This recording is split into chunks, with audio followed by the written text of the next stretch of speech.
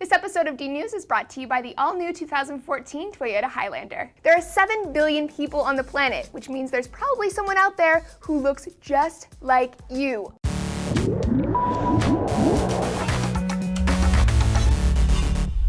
Hey everyone, Laci Green here for D-News. 2 strangers who are completely unrelated and look exactly alike. Doppelgangers are a total trip and they're found all over the world all the time. Our understanding of doppelgangers has taken on a more casual understanding this day and age, but the concept's been a part of paranormal folklore for hundreds of years. The term itself originated in Germany and means double-goer. It described the phenomenon of seeing someone who looks exactly like another person, or perhaps seeing someone who looks exactly like yourself.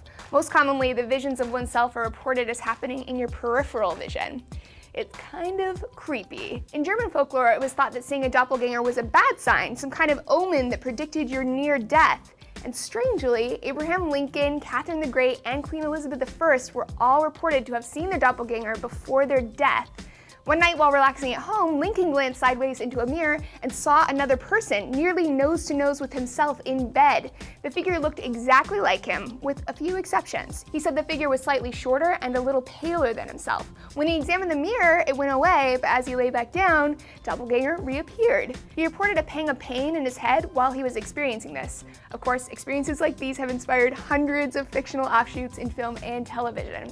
So how might one explain such spooky strokes with yourself?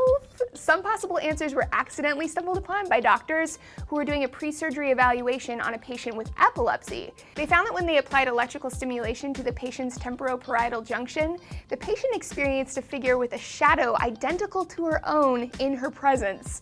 When she was laying down, she felt the figure was almost nose to nose with her. Sound familiar? It's almost exactly what Lincoln described. The findings were published in the journal Nature in 2006, where scientists concluded that this kind of disturbance in the temporal lobes may account for some paranormal events. This case study happened shortly after the explosion of the infamous God helmet concocted by neuroscientist Michael Persinger. Using a similar electrical current on the temporal lobes, Persinger induced participants to have a religious experience. The experience included the feeling that someone else was with them, perhaps watching over them, but so far other scientists have failed to replicate his study.